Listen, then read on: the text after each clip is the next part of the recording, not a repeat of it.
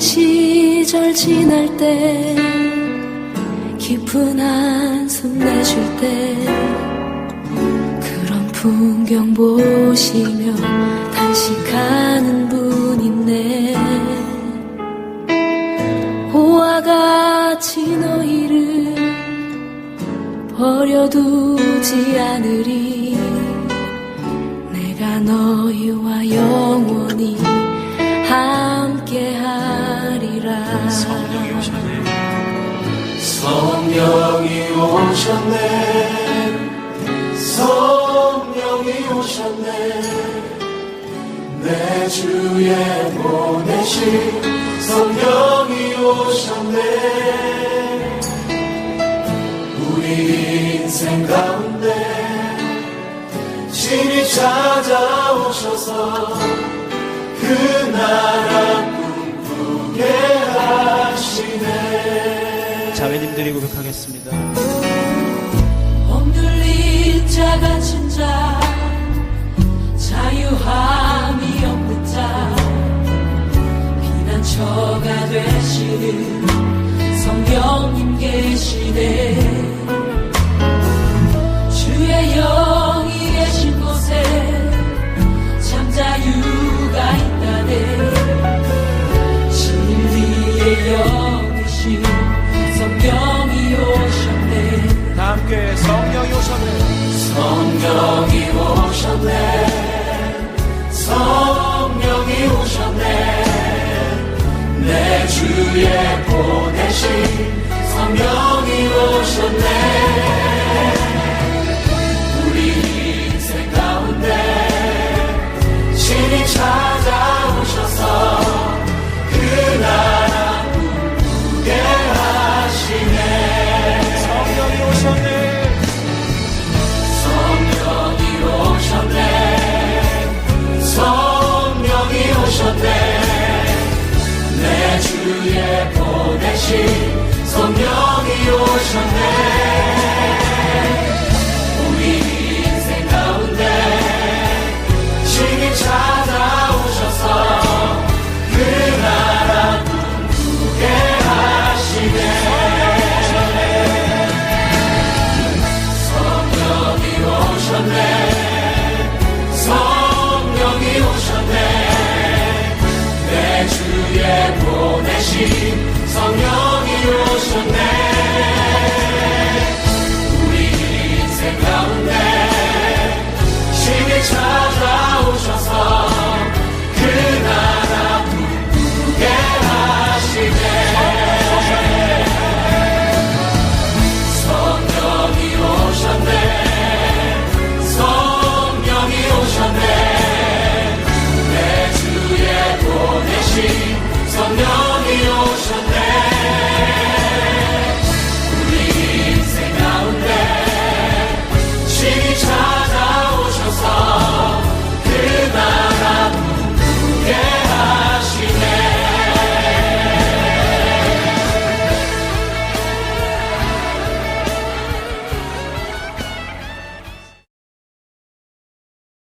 오늘의 말씀은 신약성경 사도행전 2장 1절에서 4절의 말씀입니다. 신약성경 188페이지.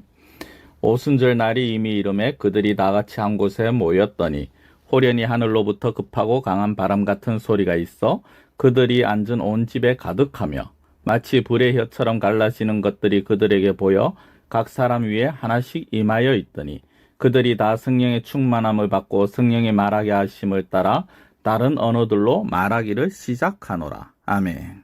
우리가 흔히 말하는 기독교, 이 기독이라는 말은 그리스도를 한자로 표현한 것이 바로 기독입니다. 그래서 기독교인이 무엇이냐? 그리스도를 믿는 자라는 그런 의미를 가지고 있죠.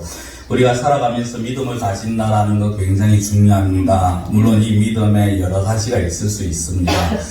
신적인 신이라는 기준에서 본다면 하나님을 믿느냐, 예수님을 믿느냐, 아니면 또 다른 세상의 여러 다른 신들을 믿느냐라고 나눌 수도 있고요. 아니면 인간관계로 보면은 어떤 사람을 믿느냐, 또는 돈을 믿느냐, 힘을 믿느냐, 그렇게 여러 가지 믿는다라는 말을 많이 사용을 하기도 합니다.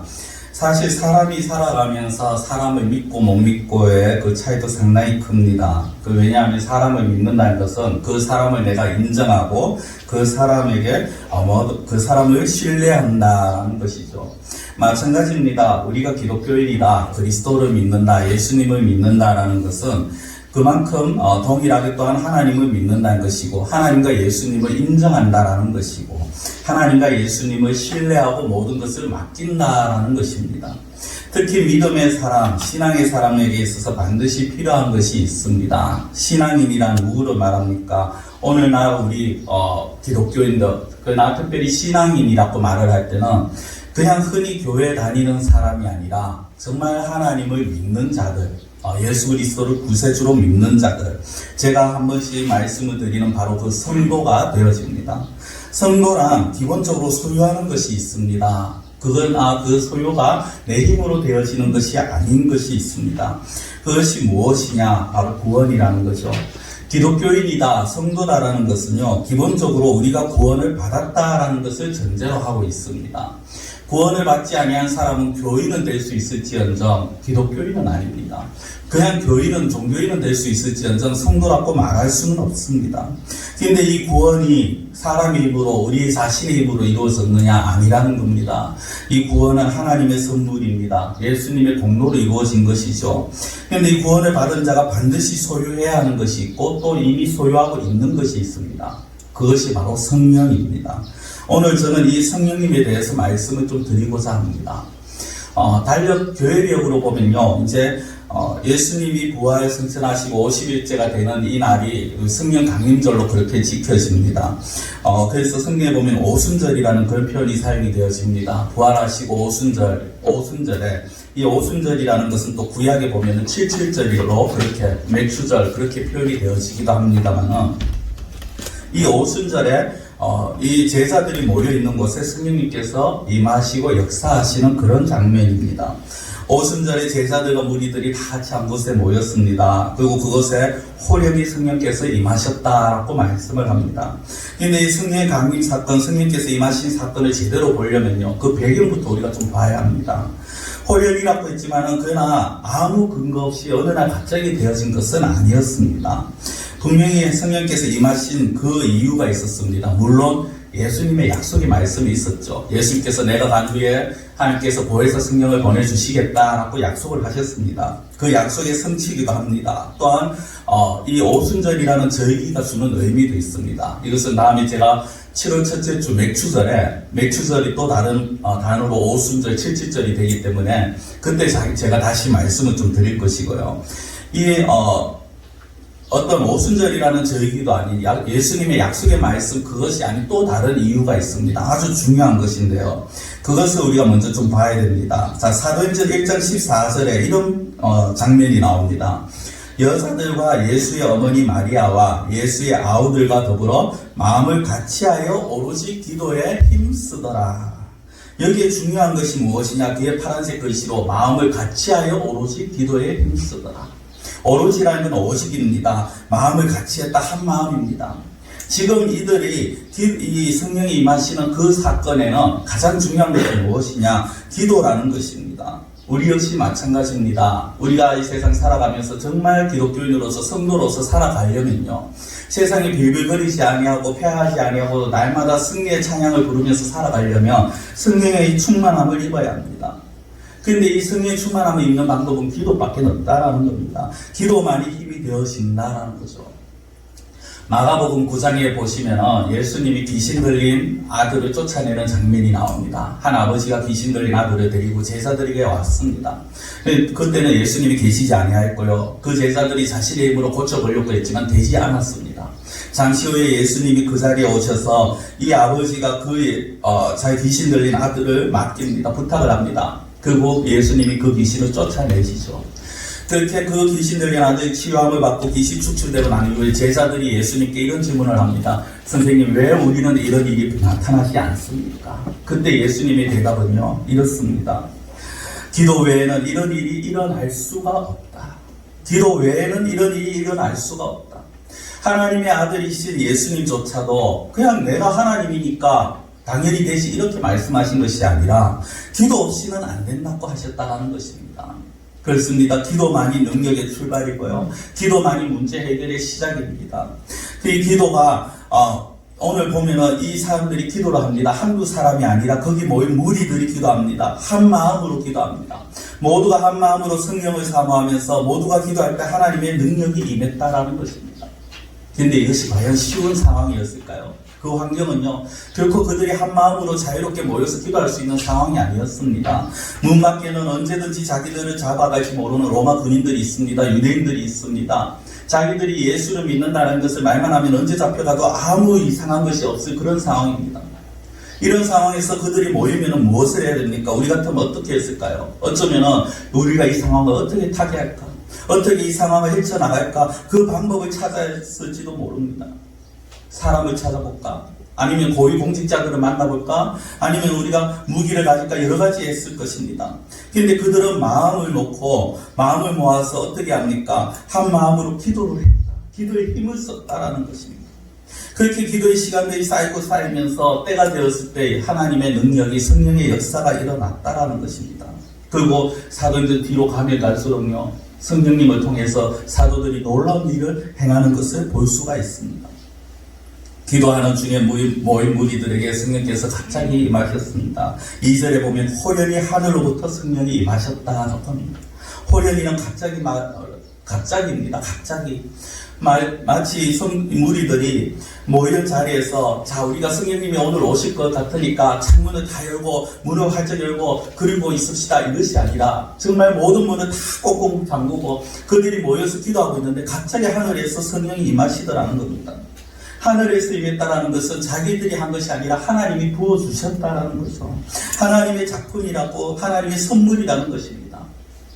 누가복음 11장 13절 보면 예수님께서 이런 말씀하십니다. 너희가 악할지라도 좋은 것을 자식에게 줄 줄 알거든 하물며 너희 하늘 아버지께서 구하는 자에게 성령을 주시지 아니하겠느냐.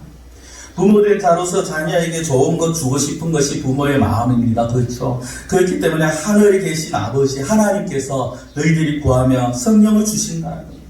앞에 좋은 것이라는 단어가 있었기 때문에 이것은 또 다른 의미로 하면 하나님께서 주시는 최고의 선물이 성령이라는 것이고, 그 성령님이 뒤에 다시 말씀드리겠지만 이미 저와 여러분들 속에 계시다라는 겁니다. 이미 우리는 최고의 선물을 받았습니다. 그런데 이 최고의 선물을 최고의 선물로 활용하지 못하는 것이 문제죠.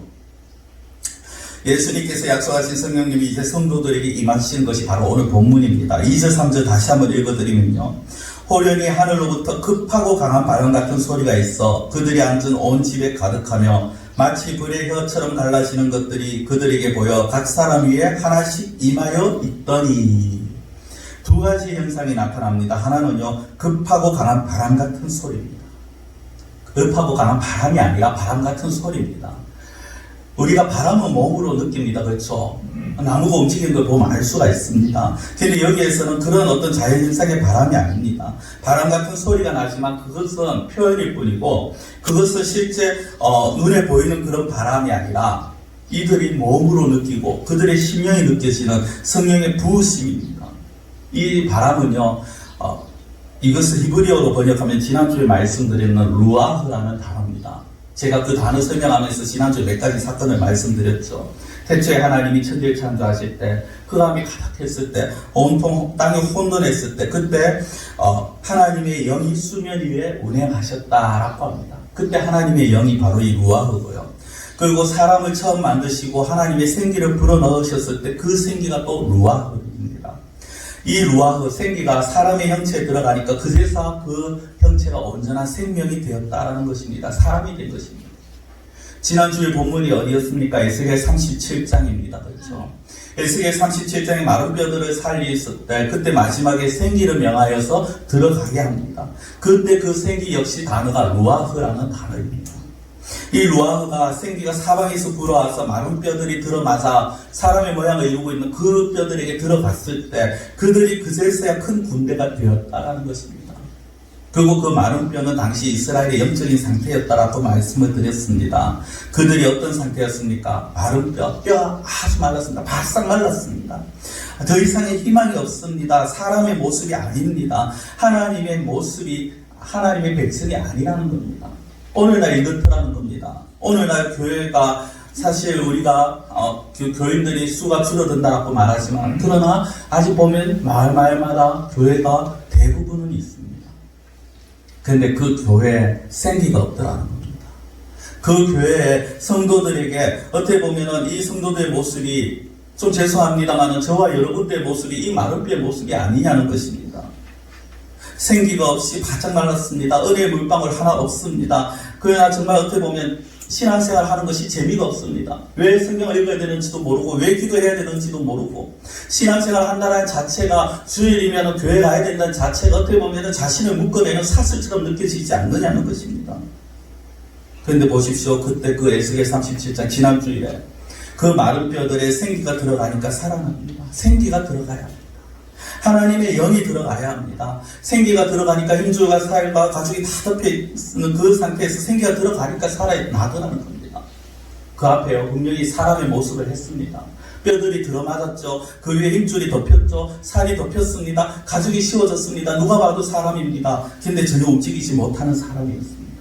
거기에 생기가 들어가니 그들이 움직이고 그들이 군대가 되었습니다. 에스겔의 대안에 생기가 사방에서 들어가죠. 이것이 성령의 역사입니다. 성령의 바람이 불었다라는 것입니다. 그냥 바람이 아니라 하나님의 생기입니다. 이 생기가 이 바람이 오늘 본문에 이들이 급하고 강한 바람 같은 그 바람 같은 소리가 바로 이것입니다. 오순절날 모인 무리들에게 정말 그들이 두려움 속에서도 하나님 앞에 힘을 다해서 같이 한 마음으로 기도했을 때 그들에게 하나님의 영이 임하시더라는 겁니다. 이 생기가 들어갔을 때 마른 뼈가 살아났다라고 말씀드렸습니다. 성령의 바람이 불어오면요 죽은 자가 살아납니다. 기도에 죽어있던 영혼이 기도의 호흡이 살아납니다. 말씀의 식상에 있던 사람들이 말씀을 읽으면 꿀과 송이꿀보다 더 단맛을 느끼게 됩니다. 성도 여러분, 우리가 말씀을 읽으면서 따분합니까? 지겹습니까? 기도하는데 기도가 1분이 참 마치 1시간, 2시간처럼 느껴집니까? 우리의 영혼이 맑아있다는 겁니다. 성령의 바람이 들어가면요 불평과 원망이 가득하던 성령이 영원히 감사와 찬양이 가득한 자가 되어집니다. 매사에 부정적이던 자들이 긍정적이 되어지고 비관적이던 자들이 낙관적이 되어집니다. 영적인 벙어리로서 예수님을 한마디도 말하지 못하는 자가 어느 순간부터 예수님을 증거하기 시작합니다. 생기의 바람, 성령의 바람이 불어갈 때 그 사람의 영혼이 살아나고 그 사람이 살아나는 것입니다. 이 바람이 우리 안에 불어야 합니다. 이 바람이 저와 여러분들 안에 불어야 합니다. 아니 어떻게 보면 불어왔습니다. 우리가 이것을 자유롭게 놔둬야 된다는 거죠. 뒤에 가서 다시 말씀을 드리겠습니다. 그 부분요. 이 바람이 성령님께서 역사하도록 되면 우리는 무엇을 해야 되느냐? 기도해야 된다는 것입니다. 앞서 말씀드렸죠. 그들이 모여서 기도할 때 일어났습니다. 다른 것이 아닙니다. 우리가 기도할 때 무엇을 놓고 기도합니까? 가족을 위해서 아니면 내가 하고 있는 일을 위해서 그것도 물론 중요합니다. 내가 하는 일들이 하나님의 복을 받아야 되죠. 가족들이 건강해야 됩니다. 그거 중요합니다. 그러나 더 중요한 것이 무엇입니까? 성령의 바람이 불어오면 그 모든 것들이 다 해결이 되었습니다. 내가 하려고 하지 않아도 되었습니다. 성령께서 역사하시면 내가 억지로 하지 않아도 가족들이 구원함을 받습니다. 내가 억지로 하지 않아도 하나님께서 지혜를 주십니다. 내가 머리를 싸매지 않아도 하나님께서 갈 길을 일러 주십니다. 2절을 계속 보시면요. 그 소리가 어디에 있느냐? 그들이 앉은 온 집에 가득하더라고 합니다. 성도 여러분, 소리는요. 보는 것입니까? 들리는 것입니까? 듣는 것입니다. 그렇죠.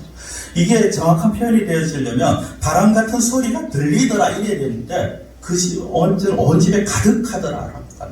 가득하더라. 이거는 소리 귀로 듣는 것이 아니라 체험입니다. 몸으로 느끼더라는 겁니다. 하나님의 호흡이, 하나님의 숨결이, 하나님의 영이 느껴지더라는 것입니다. 거기에 앉은 모든 자들이 성령께서 임하신 것을 느꼈다라는 것입니다.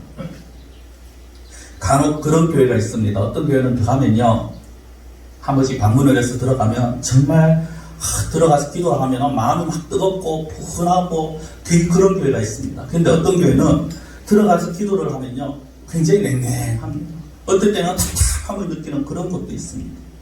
그 차이가 무엇일까요? 교회가 커서 작아서 아니면 사람들이 많이 앉아서 온풍기를 틀어놔서 그런 것이 아닙니다. 그 교회에 성령께서 역사하고 계시느냐 아니면 성령이 계시지만 역사하지 못하시느냐의 차이입니다. 냉랭하고 답답한 교회는요, 가만히 보면은 교인들이 굉장히 똑똑합니다. 굉장히 똑똑합니다. 근데 그 똑똑이 헛똑똑입니다. 자기 나름대로는 잘 알고 똑똑하지만 머리로만 알고 끝나더라는 겁니다. 그래서 하나님의 말씀을 인정하지 않습니다. 자기 생각이 맞습니다. 자기가 하는 대로 해야 됩니다. 자기의 주장이 맞는 것입니다. 반면에 뜨거운 교회는요, 머리에서 끝나지 않고 체험이 되어집니다. 체험 신앙을 가십니다. 체험이란 말이 무엇입니까? 마음으로 느꼈다라는 겁니다. 내가 어떻게 표현하지 못해도 표현할 수는 없지만 생생한 경험을 했다라는 겁니다. 성령의 경험, 역사를 경험하는 것이 바로 체험신앙입니다. 이런 체험신앙을 우리가 가져야 합니다. 성도 여러분, 기도할 때 하나님, 정말 내가 하나님의 은혜를 받은 자라면 하나님, 나도 이 성령의 역사를 체험하기를 원합니다. 기도하시기 됩니다. 구구절절 미사오고 안 붙이셔도 됩니다. 하나님, 정말 나를 통해서 내 안에 계신 성령께서 역사하심을 자도 보여주시옵소서. 나로 체험케 하여 주시옵소서. 우리가 기도할 수 있어야 된다는 겁니다.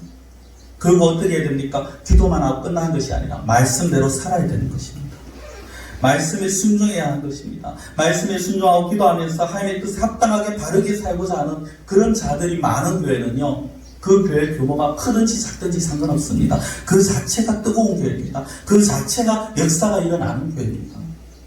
저는 우리 성도님들이 이런 체험신앙을 경험하기를 원합니다. 저는 우리 성도님들이 정말 이제까지 못해본 그런 어떤 성령 충만함의 역사를 경험해 보기를 원합니다. 그런 충만한, 성령 충만함이 있는 그런 성도님들이 되시기를 간절히 축원합니다. 이런 말 할 때는요, 한 번씩 아멘 좀 따라해 주십시오. 제가 축원합니다. 제가 이런 요구 잘 안 하죠. 안 하는데 제가 특별히 부탁을 드리는 건요, 제가 강조하고 강요하는 이유가 있습니다. 제가 이 말씀 준비하면서요, 굉장히 하나님한테 책망을 많이 받았어요. 꾸중을 많이 받았어요. 네가 정말 제대로 하고 있냐? 너 정말 제대로 성령님 의지하고 있느냐? 성령님께 맡기고 있느냐? 얼마나 책망을 많이 받았는지 모릅니다. 그래서 제가 다시 하나님 앞에 다짐한 것도 있어요. 오늘 말씀드릴 게 아니니까 넘어가고요. 자, 바람 같은 소리가 있었습니다. 두 번째 일어난 현상이 무엇이냐면요, 바로 불의 혀 같은 것이 나타났습니다. 자, 3절을 보시겠습니다. 마치 불의 혀처럼 갈라지는 것들이 그들에게 보여 각 사람 위에 하나씩 임하여 있더니. 불의 혀처럼 갈라지는 것. 불은 성경에서, 특히 구약에서 보면요, 하나님의 상징으로 자주 성경에서 묘사가 되어졌습니다. 아브라함이 타는 횃불을 보았고요. 그 다음에 그 제물을 바쳤을 때 그 가운데 타는 횃불이 지나가면서 하나님의 임재를 체험했고요. 모세가 광야에서 정말 양을 치고 있을 때 떨기나무 가운데, 불붙은 떨기나무, 불타는 떨기나무 가운데서 하나님의 음성을 들었죠. 솔로몬이 성전을 짓고 보응을 할 때, 하나님 앞에 제 예배를 드릴 때 하나님의 불이 하늘에서 내려와서 그 제물 위에 내려와서 태우는, 그래서 하나님의 임재를 표현하기도 하셨습니다. 그리고 히브리서 12장에 보면은 하나님을 소멸하는 불이다라고 그렇게 표현을 합니다. 소멸하는 불. 무엇을 소멸합니까? 우리를 소멸하는 겁니다. 우리의 마음을 소멸시킵니다. 우리 마음에 있는 죄악을 소멸시키더라는 것입니다. 이사야가 하나님을 처음에 봤을 때 사건을 우리가 좀 생각해 볼 필요가 있습니다. 이사야가 하나님을 처음 봤을 때요, 자신이 죄인이라는 것을 고백합니다. 그리고 죄인이 자신이 하나님을 보았기 때문에 난 이제 죽게 되었다라고 그렇게 말합니다. 그때 하나님께서 보이신 사건이 있습니다. 하신 사건이 있습니다. 이사야 6장 6절 7절인데요. 그때 그 스랍 중에 하나가 부젓가락으로 제단에서 잡은 마 핀숯을 손에 가지고 내게로 날아와서 그것을 내 입술에 대며 이르되, 보라, 이것이 네 입에 닿았으니 네 악이 제하여졌고 네 죄가 사하여졌느니라. 성도, 천사가 제단에서 핀숯을 가지고 왔습니다. 숯입니다. 핀숯입니다. 그냥 일반 숯덩어리가 아니라요, 그 불이 붙은 시뻘건 숯입니다. 그리고 이 숯을 가지고 와서 어디에 대느냐, 이사야의 입술에 갖다 댑니다. 그리고 이런 말을 하죠. 이것이 내 입에 닿았으니 네 악이 제하여졌고 네 죄가 사하여졌다. 이사야의 죄를 사했다라는 겁니다. 그 불붙은 숯으로 그 입술에 갖다 대면서. 그렇습니다. 하나님의 불은요, 우리를 정결하게 해주십니다. 또 하나님의 불이 소멸하는 모든 것을 태우는 사건이 구약에 또 하나 있습니다. 바로 열왕기상 18장입니다.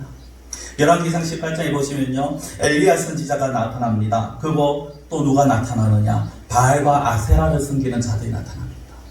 바알과 아세라 섬기는 그 선지자 850명과 엘리야가 시합을 합니다. 재물을 쌓아놓고 자신의 신에게 기도했을 때, 어느 신에게 기도할 때 하늘에서 불이 내려와서 이 재물을 태우는가 보자.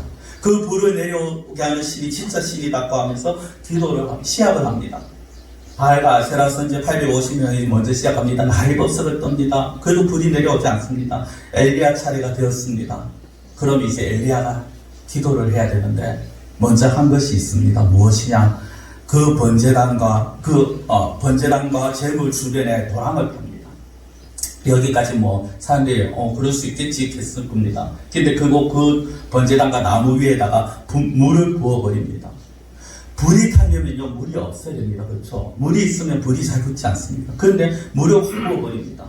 그리고 기도합니다. 그때 하늘에서 불이 내려옵니다. 열왕기상 18장 38절에 이에 여호와의 불이 내려서 번제물과 나무와 돌과 흙을 태우고 또 도랑의 물을 핥은지라. 불이 그 도랑의 물들을 다 말라버리겠고요. 그 번제물과 나무와 돌과 흙까지 다 태워버렸다. 근데 그 불이 어디서 내려옵니까? 여호와의 불이 하늘에서 내려오더라는 거예요. 상식적으로 될 수 없는 것이 임하니까, 하나님의 불이 임하니까 모든 것이 다 타버립니다. 그렇습니다. 하나님의 불이 임해야 됩니다. 저와 여러분들 안에 성령께서 충만해지면요, 그것은 바로 하나님의 불이 붙은 것입니다. 이 불이 붙게 되면 어떻게 됩니까? 우리 안에 있는 온갖 추하고 더러운 것도 있지 않습니까? 온갖 부패한 죄악의 요소들이 있지 않습니까? 이것들을 다 태워버리신다는 겁니다. 이 불이 하나님의 성령이십니다. 우리 가운데 이 불이 임해야 됩니다. 이 불을 사모해야 됩니다. 우리는 늘 기도할 때 하나님 우리 안에 이 불을 주시옵소서. 우리가 앞서 찬양을 드릴 때도 말씀을 읽기 전에 찬양 드릴 때 제목이 무엇이었습니까? 불길 같은 주소입니다. 주의 불이 우리 안에 와서 우리의 모든 죄악을 태워버려야 되는 것입니다. 이 불이 임하면요, 사람은 견딜 수가 없습니다. 뜨거워서 견딜 수가 없는 것이 육체의 뜨거움이 아니라 그 마음이 불붙는 것 같다라고 합니다. 하나님의 사랑을 드러내지 않고 견딜 수가 없게 되어집니다. 자, 그렇게 고백한 사람이 있었죠. 예레미야입니다. 예레미야 20장 9절에요. 내가 다시는 여호와를 선포하지 아니하며 그의 이름으로 말하지 아니하리라 하면, 이것은 무엇이냐면, 하도 이스라엘 백성들이 예레미야 보고 너 그러지 마라, 너 거짓이다, 너 가짜다 하면서 막 해버리니까 내가 아예 너희들에게 말하지 않겠다라고 말을 해버립니다. 그런 일이 있었습니다. 그것을 생각하는 겁니다. 말하지 아니하리라 하면 나의 마음이 불붙는 것 같아서 골수에 사무치니 답답하여 견딜 수 없나이다. 예레미야 이가에 보면요, 하나님의 영이 자기 마음을 불붙인다고 그렇게 표현이 되어집니다. 자기를 박해하고 하나님 믿지 아니한 자들에게 하나님을 증거하지 않으면요, 불이 골수에 사무쳐서 마음 중심에 불붙는 것 같다. 견딜 수가 없더라는 겁니다. 우리의 마음에, 우리의 심령에 이런 불이 붙어야 된다는 겁니다. 성령님께서 내 안에 계시는구나, 내가 구원함을 받았구나, 내가 하나님을 아버지라고 고백할 수 있구나, 이것으로 만족하지 말자라는 겁니다. 그 성령님께서 불이 되셔서 우리의 심령에 임해야 되는 겁니다. 우리 각자의 심령에, 우리 교회에 임해야 되는 겁니다. 이 불을 사모하는 자가 되어야 됩니다. 교회가 앞서도 말씀드렸습니다만 냉랭한 교회, 뜨거운 교회, 살아있는 교회, 죽어가는 교회, 죽어가는 교회, 어디에 차이가 있느냐? 이 불에 달려 있습니다. 성경은 사람이 살아있다고 해서 다 살아있는 것이 아니죠. 제가 지난주에도 말씀을 드렸습니까? 살아있는, 호흡을 한다고 해서 다 살아있다라고 말하지 못합니다. 그렇죠? 마찬가지입니다. 교회가 있다고 해서 교회 안에 성도가 있고 교회가 예배를 드린다고 해서 그 교회가 다 살아있는 교회가 아닙니다. 돈이 많다고 해서, 사람이 많다고 해서 그 교회가 잘 나가는 교회가 아니라는 겁니다. 작아도 상관없습니다. 성도의 수가 적어도 무방합니다. 중요한 것은 그 교회, 아니 우리 교회에 이 성령의 불이 있느냐는 것입니다. 이 성령의 불이 불타고 있느냐는 것입니다. 어쩌면 우리는 우리 교회에 있는 성령의 불을, 아니면 우리 심령에 있는 성령의 불을 불붙이는 것이 아니라 오히려 거기에 물을 끼얹고 있지는 않느냐는 것입니다. 불이 없으면요, 성령의 능력이 없다라는 것이고, 그런 교회는 죽어가는 교회나 마찬가지입니다. 성도 여러분, 불은요, 자동차의 엔진이나 마찬가지입니다. 교회의 엔진입니다. 엔진이 작동이 되어야지 차가 움직이죠. 마찬가지입니다. 교회에 불이 붙어야 되고 성도들 간에 불이 붙어야 되고 목회자가 불이 붙어야 합니다. 목회자가 성령의 능력이 있어야 사역을 하고 목회를 할 수 있고요. 성도들이 불이 붙어야지 서로 사랑하고 하나님의 은혜를 생각하고 그리고 정말 그 교회에서 내가 무엇을 할 것인가를 스스로 찾게 되고 하나님 안에서 살아가게 되더라는 것입니다. 성령의 능력이 있어야 교회가 부흥이 되어지고요. 성령의 능력이 있어야 교회가 세상을 변화시킬 수 있습니다. 오늘날 왜 기독교를 사람들이 욕할까요? 왜 교인들을 사람들이 욕할까요? 성령의 능력이 나타나지 않고 말만 하는 겁니다. 입만 살아있는 것입니다. 오순절 날에 불의 혀같이 갈라지는 것이 각 사람에게 보였고 임했습니다. 그리고 그들이 변화가 되었습니다. 이 바로 뒤에 보면은 그들 가운데 믿는 자들이 급속도로 생겨나고요. 바로 4절에 보면은 또 그들이 각 나라 다른 지역의 방언으로 말을 하기도 하는 자기들 생전해보지 못한 그런 언어로 말을 하는 그 성령의 역사가 나타납니다. 저는 우리 성도님들 가운데 아직까지 이런 체험을 해보지 못하셨다면요. 나도 이런 오순절 초대교회 성도들 같은 체험을 한번 해봤으면 좋겠다라는 그런 분들이 좀 생겼으면 좋겠습니다. 방법이 없지 않습니다. 분명히 방법이 있습니다. 그것이 무엇입니까? 뜨겁게 매달리는 겁니다. 간절하게 매달리는 겁니다. 집에서 뜨겁게 정말 자기만의 시간을 정해서 기도해 보십시오. 집에서 하는데 잘 안 돼. 온갖 방해가 생겨. 그러면 교회에 나오십시오. 혼자서 자신 없으면 말씀하십시오. 미리 말씀을 해주시면요. 제가 그 시간에 나와서 같이 기도해 드리겠습니다. 같이 붙잡고 기도합시다. 제가 정말 이런 체험, 제 체험을 한번 한 가지 이야기하고 말씀을 좀 마무리할까 합니다. 예전에 부교육자 시절에 중고등부 학생들을 데리고 힌돌산 수양관이라는 곳에서 하는 수련회를 갔었습니다. 말씀 후에 학생들하고 서로 부둥켜 안고 기도를 하는데요. 학생이 너무 가슴이 답답해서 눈을 떴다고 합니다. 눈을 떴는데 하늘에서 뭐가 시뻘건 게 내려와서 저와 같이 기도하는 우리 학생들이 뒤덮고 있더라고요. 그죠? 이거를 제가 그 교회 사임하고 나올 때 이야기를 해줍니다. 예, 미리 알았으면 제가 잘한 것 좀 했을 건데 그렇게 하지 않다는 겁니다. 제가 왜 이런 말씀을 드리느냐? 우리 교회도 이런 불을 붙이자는 겁니다. 오순절에 이 불이 한두 사람에게 임한 것 아닙니다. 각 사람이 하나씩 임했습니다. 어떤 특별한 사람이 아니라 그리고 소수에게만 하는 것이 아니라 정말 하나님 앞에 사모하는 자, 하나님 앞에 구하는 자들에게 하나님께서 주시더라는 것입니다. 구약 시대에는 특정한 인물들에게만 이런 역사가 임했습니다. 그러나 이제는 아닙니다. 이미 우리는 예수 그리스도로 말미암아 모든 자들이 그 심령에 성령님이 계십니다. 성령님은 모든 자들과 함께 하십니다. 그런데 왜 오늘날 초대교회와 같은 역사가 일어나지 않을까요? 성령 충만하지 못하더라는 겁니다. 바람이 불어서 우리 각 사람의 심령 안에 있는데 그 바람을 묶어버립니다. 불이 있는데 그 불이 더 피지 못하도록 물을 부어버립니다. 움직이지 못하게 만들어버립니다. 그래서 역사가 나타나지 않더라는 겁니다. 4절을 한번 보시겠습니다. 본문 4절입니다. 그들이 다 성령의 충만함을 받고 성령이 말하게 하심을 따라 다른 언어들로 말하기를 시작하니라. 그들이 다 성령을 받았습니다. 그런데 어떻게 충만하게 받았다라고 말합니다.